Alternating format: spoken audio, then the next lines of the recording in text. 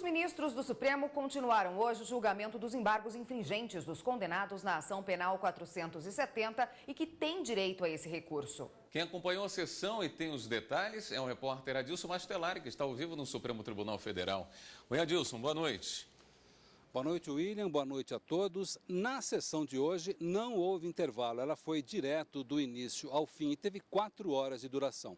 Hoje, mais 3 advogados de defesa apresentaram as sustentações orais para seus clientes.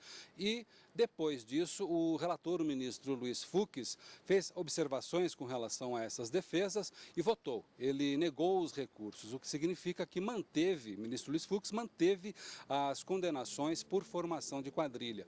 O próximo a votar foi o ministro Luiz Roberto Barroso, que acabou absolvendo a formação de quadrilha desses embargantes. Aí alguns ministros se manifestaram, chegaram até a indicar os seus votos, mas a sessão foi encerrada pelo presidente do Supremo, o ministro Joaquim Barbosa, e será retomada amanhã numa sessão extraordinária marcada para as 10 horas da manhã. Nós vamos acompanhar agora como foi a sessão realizada na tarde de hoje. Vamos ver. A sessão de julgamento dos embargos infringentes na ação penal 470 foi retomada pelo relator, ministro Luiz Fux.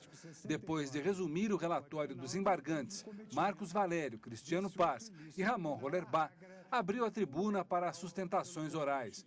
O advogado de Marcos Valério se apoiou nos votos dos ministros que absolveram o publicitário. O voto da ministra Rosa Weber, na análise da prova, diz o seguinte: ora, tenho como indiscutível que os chamados núcleo político, financeiro e operacional envolvidos nesta ação jamais imaginaram formar uma associação para delinquir.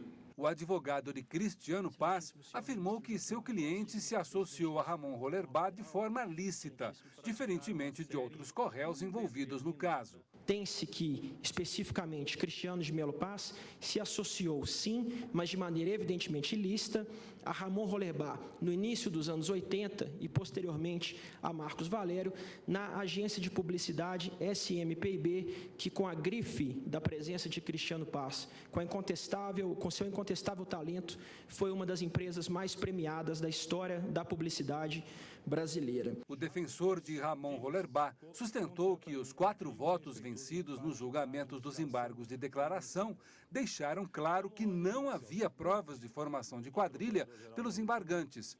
Ele ainda questionou a dosimetria da pena de seu cliente. O ministro Ricardo Lewandowski, a ministra Rosa Weber, o ministro Dias Toffoli e a ministra Carmen Lúcia absolveram o ora embargante Ramon Rollerbach Cardoso por entender que não havia quadrilha, não havia prova em relação à quadrilha. E digo isso com todo respeito, excelências, não há prova em relação do cometimento do condenado Ramon Rollerbach Cardoso pela prática da quadrilha, como não há em relação às demais condenações às quais ele está submetido. O Procurador-Geral da República, Rodrigo Janot, se manifestou pela manutenção das condenações de todos os embargantes.